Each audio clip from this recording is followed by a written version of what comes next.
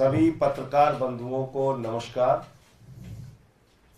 आज की ये प्रेस वार्ता बहुत महत्वपूर्ण है,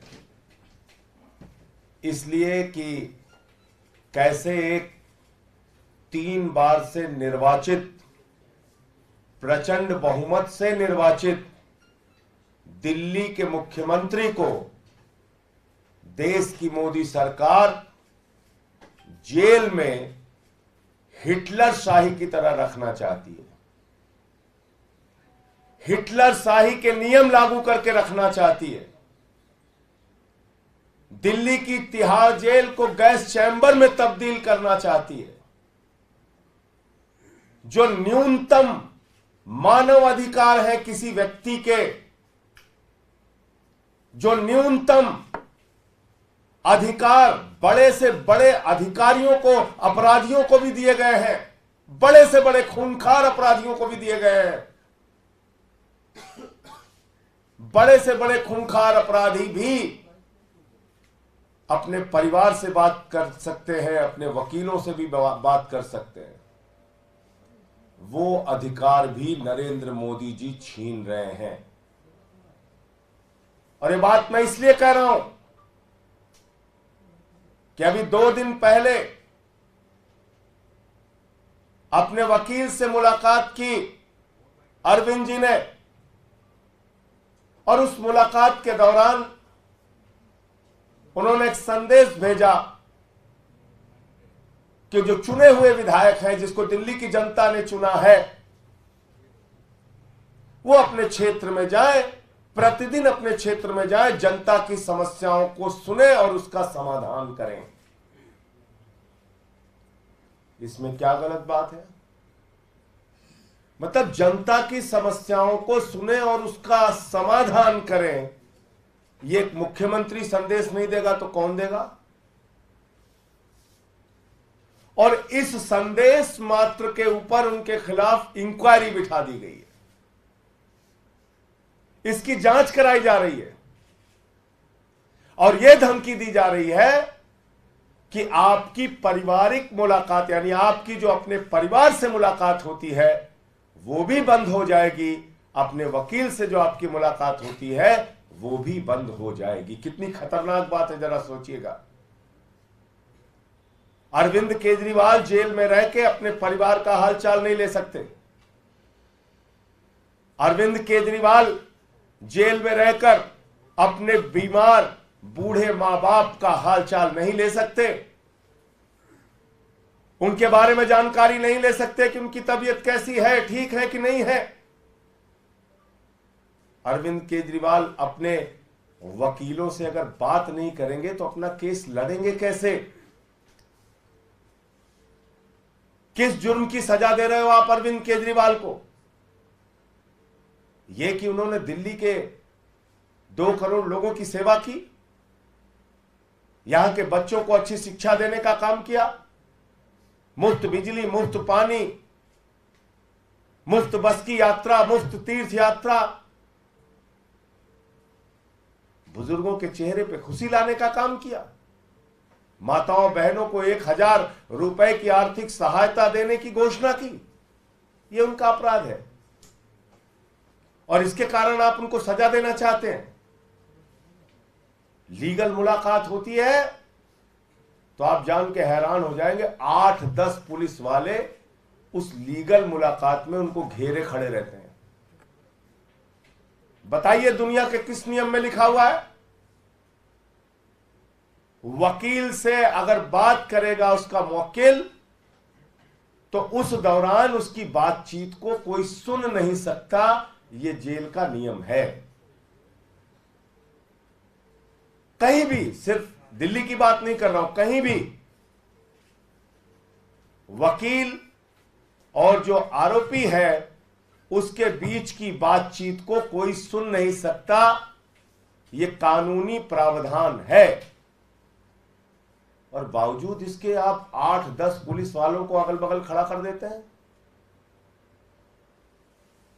तो आप करना क्या चाह रहे हैं? क्या दिल्ली की तिहाड़ जेल को आप हिटलर के गैस चैम्बर में तब्दील करना चाहते हैं?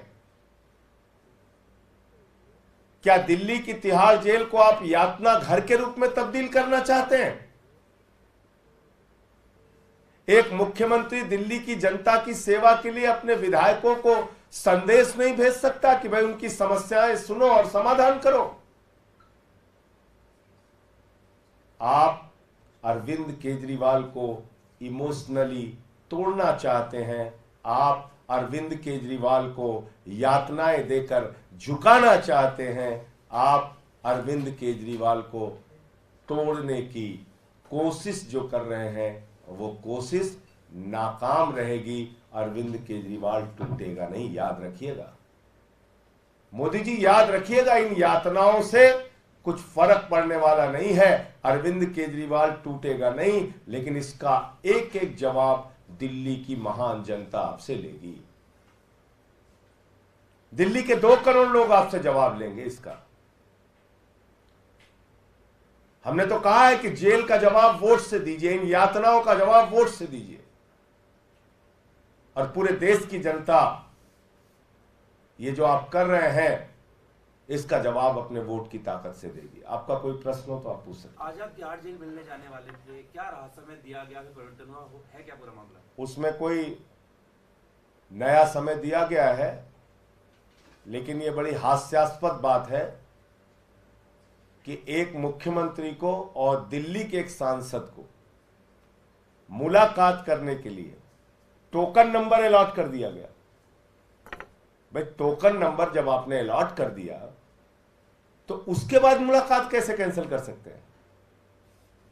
टोकन नंबर तो आपने दे दिया। इसीलिए मैं कह रहा हूं जेल के अधिकारी अपनी ओर से काम नहीं कर रहे हैं, मोदी सरकार के दबाव में काम कर रहे हैं। मोदी सरकार के दबाव में काम कर रहे हैं। तो आपने टोकन नंबर दे दिया और फिर आपने कैंसिल कर दिया। एक मुख्यमंत्री पंजाब के, एक सांसद दिल्ली के सामान्य तरीके से एक 3 बार के निर्वाचित मुख्यमंत्री से मिलना चाहते हैं। उनकी मुलाकात के लिए पहले जेल प्रशासन ने हमको टोकन नंबर अलॉट कर दिया कि आपको मुलाकात आज की तारीख में कराई जाएगी, और फिर उस मुलाकात को कैंसिल कर दिया। ये कितना बड़ा सवाल खड़ा करता है अपने बारे में, आप सोच सकते हैं? ये कितना बड़ा सवाल खड़ा करता है अपने आप में, इसका आप मूल्यांकन कर सकते हैं। जांच बिठाई जा रही है, ये कौन सी, इसके बारे में बता दीजिए। जांच की बात कहां से आई है, कि किस बात को लेकर के जांच और कहां से आई है? कि आपने अपने वकील के माध्यम से दिल्ली के लोगों की सेवा करने का संदेश भेजने का गुनाह कैसे कर दिया? आपके विधायक जनता के बीच में जाएं और जनता की सेवा करें और उनके समस्याओं का समाधान करें, ये संदेश देने का गुनाह क्यों कर दिया? इसके कारण से आपके खिलाफ जांच होगी और आपकी मुलाकात कैंसिल कर दी जाएगी। ये मोदी सरकार की धमकी है कि आपकी मुलाकात जो परिवार से होती है और वकील से होती है वो कैंसिल कर दी जाएगी। यानी जेल से सरकार चलाने जो आप कह रहे थे, आपको लग रहा है कि अब उसमें दिक्कत आ रही है अगर इस तरह जांच के आदेश दिए गए? अरे भाई, जो जेल के नियम के विरुद्ध आप काम करेंगे तो हम आपके बीच में बताएंगे उन सारी चीजों को, और उसकी जो कानूनी लड़ाई लड़नी है वो हमारे वकील उसके बारे में तय करेंगे। बीजेपी प्रोटेस्ट कर रही है सीएम की स्थिति। बीजेपी का ये कहना है कि जब कल हाईकोर्ट ने सारी दलीलें आपकी जो कोर्ट में देते हैं, बाहर देते हैं, जब खारिज कर दी, तो अब तो नैतिकता के आधार पर आपको इस्तीफा दे देना चाहिए अरविंद केजरीवाल को। किसको? मणिपुर वाले मुख्यमंत्री को, कि अजय मिश्रा को, कि पहलवान बेटियों को जो न्याय नहीं दिया उसको? किसको इस्तीफा देना चाहिए? कि 70,000 करोड़ के सिंचाई घोटाले का जिस पे आरोप लगाया उस अजीत पवार को, छगन भुजबल को, हसन मुशरिफ को? किसको इस्तीफा देना चाहिए? लीडर ऑफ अपोजिशन शुभेंदु अधिकारी को कि हेमंत विश्व शर्मा को, जिसके ऊपर शारदा स्कैम और वाटर घोटाले का आरोप लगाया? जमीन घोटाले में जो नारायण राणे शामिल है उसको इस्तीफा देना चाहिए। नैतिकता आप केजरीवाल को सिखा रहे हैं। भाजपाई, एक नंबर के बेईमान, हिंदुस्तान की सबसे भ्रष्ट पार्टी, लाखों करोड़ का चंदा और हेर फेर करने वाली पार्टी, जिन्होंने 15 लाख करोड़ रुपए पूंजीपतियों का माफ किया, जिन्होंने नोटबंदी का घोटाला किया, जिन्होंने बैंक के सेटलमेंट के नाम पे 3,53,000 करोड़ रुपए चंद पूंजीपतियों का माफ कर दिया, जिन्होंने अपने एक दोस्त के लिए, अडानी के लिए हिंदुस्तान की सारी संपत्तियां नीलाम कर दी। बिजली हो, पानी हो, सेल हो, कोल हो, रेलवे हो, एयरपोर्ट हो, पोर्ट हो, सब उसी एक व्यक्ति को दे दिया। वो हमें नैतिकता सिखा रहे हैं। हिंदुस्तान के 82 करोड़ लोग 5 किलो राशन पे जिंदा हैं और उनका दोस्त प्रधानमंत्री नरेंद्र मोदी का पूरे देश की संपत्ति लूटेगा और 2.5 लाख करोड़ रुपए का कर्जा लेके घूमेगा। हमको नैतिकता सीखनी है भाजपाइयों से, बंगारू लक्ष्मण की पार्टी से। यह सिखाएंगे नैतिकता। उस अरविंद केजरीवाल को जिसने IRS की नौकरी को लात मार दिया, उस अरविंद केजरीवाल को यह नैतिकता सिखाएंगे जिन्होंने 49 दिन की मुख्यमंत्री की कुर्सी को लात मार दिया। 49 दिन के मुख्य, चपरासी की नौकरी कोई नहीं छोड़ता। मुख्यमंत्री बने थे पहली बार दिल्ली के, 49 दिन के बाद लात मार दिया उस कुर्सी को। आज सवाल नैतिकता का नहीं है, याद रखिएगा। बार बार मैं इस बात को कह रहा हूं, याद रखिएगा इस बात को। नैतिकता का सवाल ही नहीं है। नैतिकता का सवाल होता तो सबसे पहले कारगिल के फौजी की पत्नी, जहां पे निवस्त करके घुमाई गई, मणिपुर में दंगे हो रहे हैं 1 साल से, वहां पे इस्तीफा होता। नैतिकता का सवाल होता तो अजय मिश्रा टेनी का लड़का जो 4 किसानों को कुचल के मार देता है, उसका इस्तीफा होता। पहलवान बेटियों को न्याय मिलता। नैतिकता का सवाल होता तो, नैतिकता का सवाल होता तो चुन चुन के भ्रष्टाचारियों को अपनी पार्टी में शामिल करके मंत्री पद पर नहीं बिठा रहे होते मोदी जी। नैतिकता सिखा रहे हैं। आदर्श घोटालेबाज को आप जो है राज्यसभा में भेज के हमको नैतिकता सिखा रहे हैं भाजपा वाले। ये सवाल नैतिकता का नहीं है, मैं फिर कह रहा हूं, ये सवाल भारत के लोकतंत्र को बचाने का है। आज केजरीवाल इस्तीफा दे देंगे, आम आदमी पार्टी को खत्म कर दिया जाएगा, खत्म। सारे विधायकों को तोड़ा जाएगा, जेल में डाला जाएगा, हमारे मंत्रियों को जेल में डाला जाएगा, पंजाब के मंत्रियों को, विधायकों को जेल में डाला जाएगा, पंजाब के मुख्यमंत्री को जेल में डाला जाएगा, उनसे इस्तीफा मांगा जाएगा, स्टालिन को जेल में डालेंगे, विजयन को डालेंगे, सिद्धारमैया को डालेंगे, रेवंत रेड्डी को डालेंगे, ममता बनर्जी को डालेंगे, पूरे देश के विपक्षी पार्टियों को खत्म करेंगे, अखिलेश यादव को जेल में डालेंगे, तेजस्वी को जेल में डालेंगे। तुम्हारी चप्पल उठाने के लिए बने हम लोग? देश में दादागिरी करोगे? नैतिकता सिखा रहे हो हमें।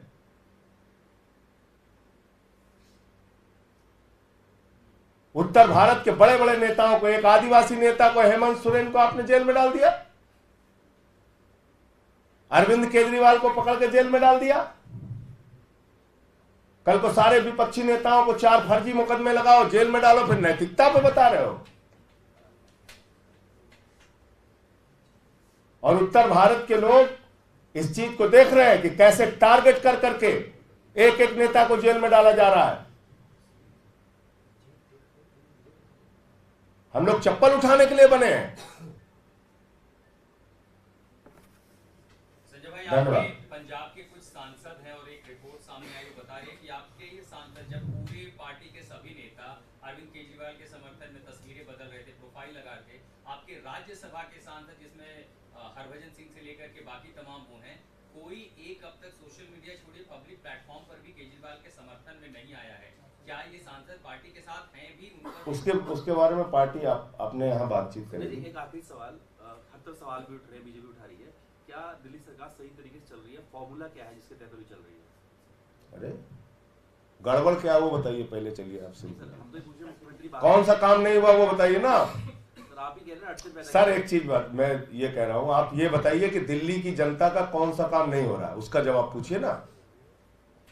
आप पूछिए ना, स्वास्थ्य विभाग का काम नहीं हो रहा है, कि बिजली विभाग का काम नहीं हो रहा है, कि फ्री बिजली बंद हो गई है यहाँ पे, कि फ्री पानी बंद हो गया है, कि फ्री माताओं बहनों की बस की यात्रा बंद हो गई है।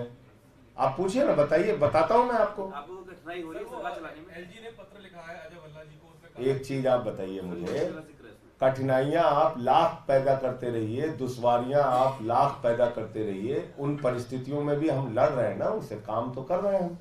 दिल्ली के लोगों का देश में पर कैपिटा इनकम के मामले में दिल्ली सबसे अग्रणी राज्य है, अग्रणी राज्य।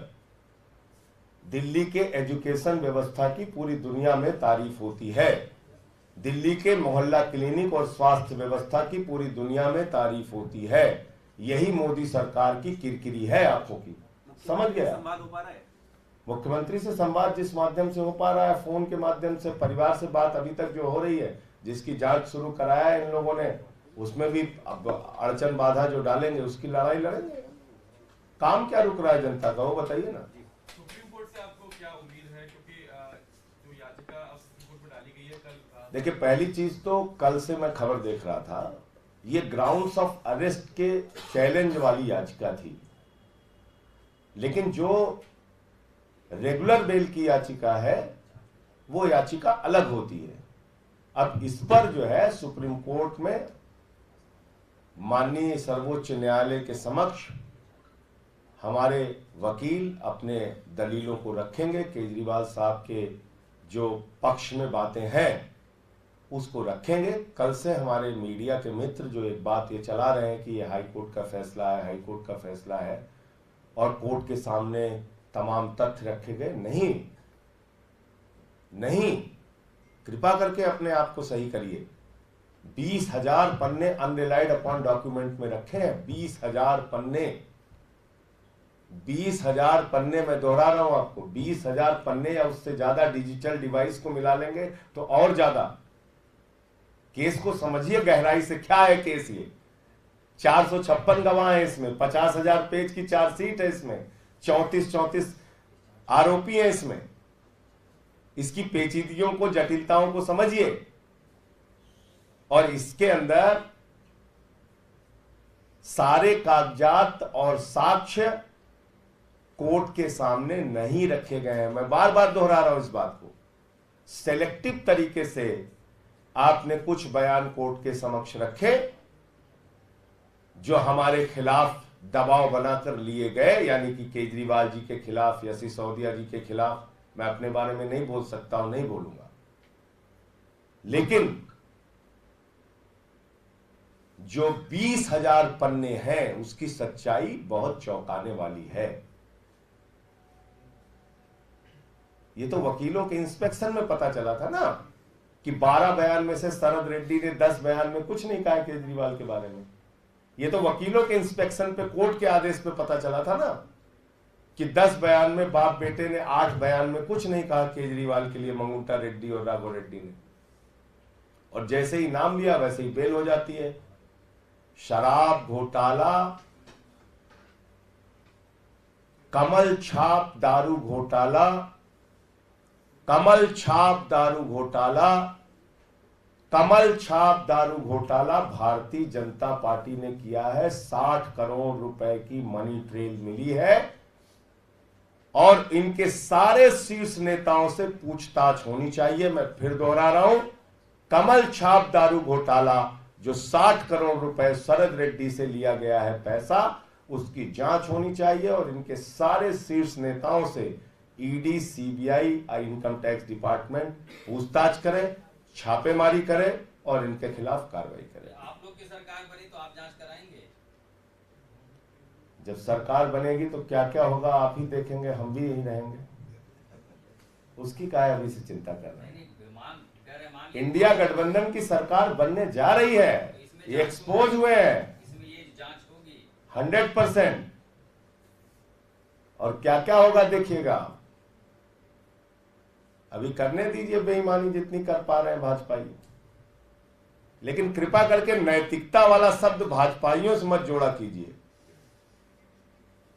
भ्रष्टाचार के खिलाफ ये लोग बोलते हैं तो मैं फिर दोहरा रहा हूं कि ओसामा बिन लादेन अहिंसा पे उपदेश दे रहा है, ऐसा ही प्रतीत होता है।